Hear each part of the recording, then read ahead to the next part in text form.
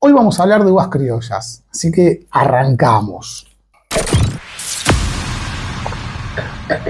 Seguramente escuchaste hablar mucho de este tipo de uvas, de las uvas criollas, en un mercado que viene cayendo. Es una uva que viene posicionándose cada día mejor y viene teniendo cada día mejores exponentes. Pero para hablar de criollas, lo mejor es empezar por el principio. Y para empezar por el principio, vamos a contarte un poco de la historia de las uvas criollas. Uvas criollas es una categoría de uva, ¿sí? Son aquellas que se dieron de la Lestán Prieto y la Moscatel de Alejandría, que fueron dos cepas traídas por los colonizadores al continente americano. Se fueron desarrollando a lo largo de todo el continente, ¿sí? Y en los distintos países, en los principales países vitivinícolas, por ejemplo, se les da distinto nombre. Así es como la podés conocer, como uva país en Chile, como uva misión en Estados Unidos, como la negra mollar en Perú o como criolla en Argentina. En los primeros viñedos que se plantaron en América, las cepas se plantaban de manera alternada. Entonces se dio una polinización o un cruce natural y espontáneo entre esas dos variedades mayoritarias que fueron las que se trajeron al continente. ¿Qué fue lo que pasó? Que cada terruño fue esculpiéndolas de manera distinta, las fue transformando. Todo lo que influye en un terruño fue haciendo que este cruce natural y espontáneo se vaya diversificando, depende el terroir en el que estaba plantado. Y así es como podemos hablar de uvas criollas, pero que son muy distintas unas de otras. Reordenándonos. Entonces, reordenándonos, vamos a decir que uvas criollas son el resultado de cruces naturales y espontáneos que se dieron entre el Moscatel de Alejandría y la Lestán de Prieto. Hay un montón de uvas criollas, dentro de las cuales podemos también incluir al torrontés. Pero esta, por su importancia y trascendencia, siempre, cuando hablamos de criolla, se decide dejarla a un costado. Es como que logró un nombre propio. Hay que reconocer y decir algo. Hasta no hace muchos años, las uvas criollas no gozaban de buena reputación. Y la verdad es que también hay que reconocer que poco se sabía de la uva criolla. Si bien era una uva muy plantada, porque la mayoría de las plantaciones que hay de vides en la Argentina son de uvas criollas, era una uva que se utilizaba más para vinos a granel, vinos de mesa, no tan sofisticados si se quiere. Pero en los últimos años algo cambió. Y viene de dos vertientes. Por un lado, el comportamiento del mercado, ¿sí? Y por otro lado, el comportamiento del gusto, por más que estemos hablando de cosas muy similares. El comportamiento del mercado se da en que hoy la gente prefiere y busca quizás vinos más que tengan que ver con lo autóctono, lo tradicional, lo orgánico. Por otro lado, también es que nosotros como consumidores de vinos, en líneas generales, estamos prefiriendo vinos más sencillos, más fáciles de tomar, no tan complejos. Y ahí es donde la criolla va ganando preponderancia por ciertas similitudes, de manera muy amplia, a uvas como el Pinot Noir. Vinos más jóvenes, livianos, ligeros, ese tipo de vino. Muy para el verano, los días cálidos, son vinos que se prestan muy bien para esos momentos. Muchos enólogos se dieron cuenta enseguida que la criolla era una uva ideal para las preferencias del consumidor. Pero sin dudas que algo para destacar y algo relevante con esta cepa fue que en el año 2024 el Instituto Nacional de la Vitivinicultura reconoció a la criolla chica como una uva apta para el desarrollo de vinos finos. Y ahí es donde por ahí podemos hacer un repaso histórico de entender de cuando hablamos del poco conocimiento. Hasta el año 2011, más o menos, no se sabía mucho sobre estas cepas y sus alternancias o variedades que había en el país.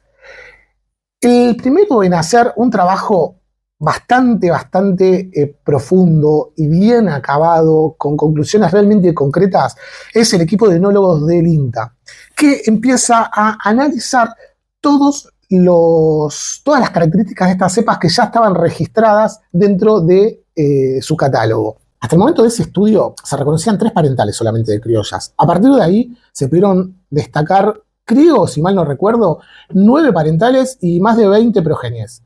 Si hay algo que hay que reconocer en la criolla también es que muchas de la existencia de estas criollas y estas variedades de criollas que se fueron encontrando pertenecen a parrales que son muy viejos, más de 100 años, con un rendimiento muy bajo, quizás hasta viñedos de no más de 30, 40 plantas en muchos casos. O sea, estamos hablando de una uva muy particular y muy entrelazada con las raíces de las primeras familias viñateras o de los viejos parrales familiares.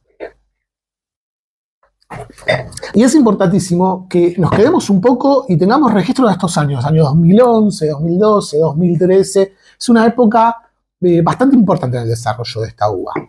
¿Por qué? Porque hoy estamos transitando lo que es la consolidación de esas vides identificadas por el INTA, ¿sí? Pero de las cuales en todos estos años de desarrollo fueron produciendo vinos y fueron aptas para realmente vinos de calidad y vinos que seducen desde sus sabores. Porque hay que reconocer que muchas de esas variedades que se identificaron no lograron identidad ni fortaleza. En cambio otras sí se acentuaron en esto que decíamos de vinos más patrimoniales, con sabores relacionados al autóctono y tradicional argentino. Una criolla. Hay muchos enólogos que se destacan en el desarrollo de la criolla. Con Ceci particularmente siempre preferimos nombrar o nos llaman más la atención lo que hicieron Lucas Niven, Matías Morcos, que es una de las criollas, la criolla 2022 fue premiada en el año 2023, y Agustín Lanús. Sobre Agustín nos vamos a detener un poquitito más. ¿Y por qué nos detenemos en los años 2011, 2012, 2013? ¿Y por qué nos detenemos en Agustín? En primer lugar, Agustín es un enólogo que nosotros tenemos una preferencia muy marcada hacia él. Le tiramos un montón de flores, yo creo que un día lo vamos a lastimar con tantas flores que le tiramos, pero es importantísimo decirles que cuando Agustín vuelve de Europa, de terminar todos sus estudios, todo su conocimiento, él estuvo trabajando en Portugal, Italia, Francia, en España. Cuando él vuelve, se dedica a explorar los valles calchaquíes. Se encuentra con criollas, pero criollas que no estaban tan trabajadas, porque nos olvidamos de mencionar que el estudio que hace el cuerpo de enólogos del INTA, lo hace más bien enfocado en lo que es la zona de Cuyo. Ahora, todo lo que es la zona de valles calchaquíes en el norte del país no estaba tan explorada. Y Agustín ahí encuentra viñedos centenarios en lugares prácticamente inaccesibles, eran lugares inhóspitos. Y se da cuenta que esa uva tenía características distintas a todo lo que hasta ese momento se venía conociendo. Pero de tener la uva a tener el vino, había un camino enorme. Muchísimas cosechas no terminaron dando los resultados que él entendía que esa uva tenía que dar. Y le costó un poco encontrarle la vuelta a vinificar esas vides. Hasta que dio en el clavo, y lo dio con un proyecto que él llamó Chasqui y que la gente de la zona lo apoda la Zunaleta. ¿En qué consiste la Zunaleta? Voy a tratar de explicarlo fácil, aunque fácil no es hacerlo. El problema principal que él encontraba en esos microterruños, que los podemos ubicar de acuerdo al resultado de lo que es la gama de vinos que él después ofrece en Amaichá del Valle, en Seclantas y en Luracatago. ¿Cuál era la complejidad que él tenía? La complejidad era la logística. Era muy difícil hacer la logística. Se hacía la cosecha, pero se corrían muchos riesgos hasta la vinificación en la bodega. Pensá que corrían un riesgo enorme como ser la fermentación prematura que podía llegar a desechar o los daños en el acarreo de los racimos. Entonces, ¿qué es lo que hace Agustín? Agustín decide llevar la bodega al viñedo. Como les dije, estamos hablando en muchos casos de viñedos que son inhóspitos o inaccesibles por camino de montaña a una altura que va entre los 2.200 y los 2.700 metros sobre el nivel del mar. Entonces, de esta forma, él, al llevar una despalilladora artesanal al viñedo y un tanque de acero inoxidable que los cargaba en un acoplado tirado por un camión o una camioneta, él lo que evitaba era, en primer lugar, el traslado, la logística al inmenso calor, al intenso calor de los valles calchaquíes. ¿Por qué? Porque hacían la cosecha, hacían el despalillado, después el traslado lo hacían de noche. Los valles calchaquíes son una zona que se destacan por su amplitud térmica, entonces lo hacía de noche, ya evitaba la incidencia del sol y a una temperatura mucho más baja. En segundo lugar, lograba una eficiencia en la logística. ¿Por qué? Porque la uva prensada pesa mucho menos que el racimo entero. En tercer lugar, lograba algo desde lo que era lo ecológico impagable, que es que los desechos del despalillado volvían a la tierra como un fertilizante natural. Y además de todo eso, como si fuera poco, dio un incentivo muy grande a las economías regionales. ¿Por qué? Porque el proyecto Chasqui, o el proyecto La Zunaleta, no consiste solamente en la cosecha y vinificar las uvas, sino en un asesoramiento técnico que se da en todas las etapas de la producción del vino, desde el crecimiento de la planta hasta el paso en la copa. Entonces fue perfeccionando a esas familias, que son las propietarias de los terruños de los que estamos hablando, en el cuidado y el mantenimiento de las plantas para un mejor desarrollo y una mayor eficiencia de la vid. El resultado de todo ese trabajo es lo que tenemos acá, que es, a opinión nuestra, la mejor colección de criollas que tiene una bodega. Estamos hablando de la línea Zunal Exploración. Pero, obviamente, que hay otros vinos que podemos destacar. No sé, a mí particularmente me gustó muchísimo el trabajo que hizo el Valle con criollas, que es algo hasta muy similar a lo que hizo Agustín. Podemos destacar lo que hizo Matías Morco. La criolla de Matías Morco es realmente buenísima, entre otras. O sea, porque hoy ya criollas buenas tienen Colomé, tiene una criolla excelente. No sé si la tienen en venta, no sé si consiguen vinotecas. Nosotros la probamos creo que 2 veces y siempre la probamos en la bodega. Pero hay muchas. Seba Zucardi tiene un trabajo muy bueno con criollas. Bueno, Catena Zapata tiene un trabajo que está creciendo con criollas. Alejandro Vigil, pero Catena Zapata no, Alejandro Vigil con la línea Amiguito tiene una criolla que está muy buena. A mí particularmente me gusta mucho el Baima de Hippie Love de Ernesto Catena, me parece un vino muy bueno.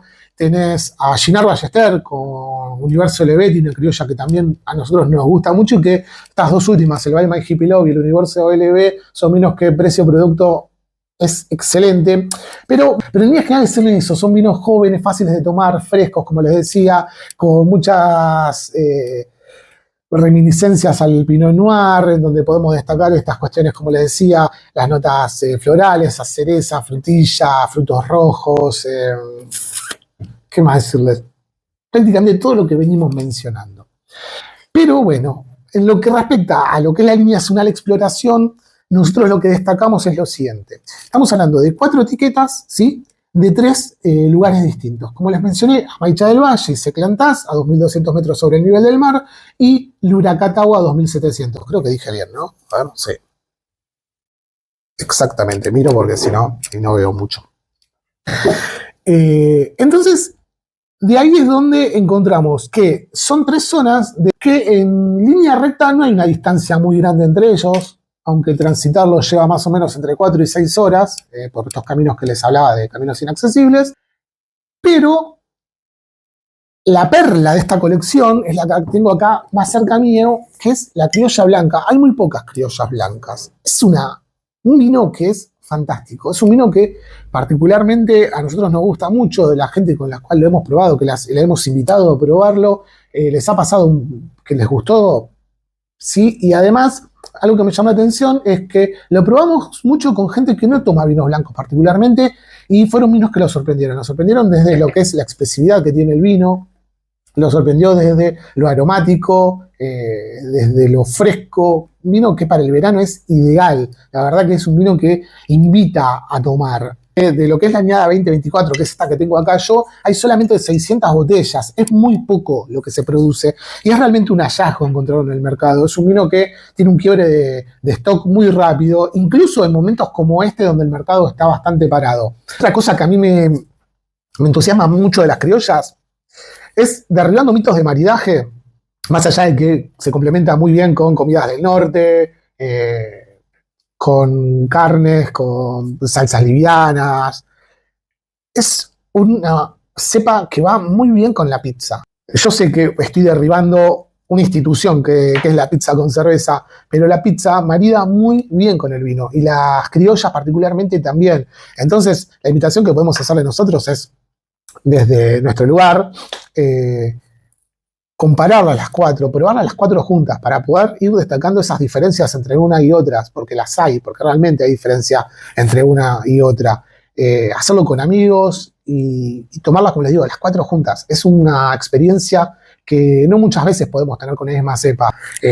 Cuando hablamos de vinos de una importancia enológica interesante, ¿no? Cuando estamos hablando de vinos que se vinifican de una misma manera. Estamos hablando de una misma bodega, una misma manera de vinificar, procesos muy similares, pero de 3 terruños, o sea, distintos. Estamos hablando de 4 vinos totalmente distintos uno del otro. Esa es la intención y esa es la invitación que nosotros le queríamos hacer. Espero que les haya sido útil esto que hablamos de criollas. A los que realmente llegaron acá desde el reel habrán visto que profundizamos un poco más sobre lo que es lo que se dijo en el reel, que a veces es muy difícil comunicar en 1 minuto y medio o menos todo lo que hay para hablar sobre una cepa, pero bueno, la invitación era a que pudieran ver el video. Incluso nosotros en la página tenemos el blog en donde subimos, en febrero va a estar subido el blog de Criollas y después queda obviamente a disposición de ustedes en nuestra página, así que los invitamos a probarlo, los invitamos a que nos cuenten un poco qué criollas probaron, si la conocían la cepa, si hay algo para agregar, de qué le pareció estos estudios que hay, si hay algún enólogo que hayan probado que no mencionamos y que les resultó interesante. Así que bueno, estamos abiertos a los comentarios y los estamos esperando en la tienda para poder hacer efectiva la invitación que les hacemos hoy, que es el tema de probar la línea Zonal Exploración de Agustín Lanús. Salud.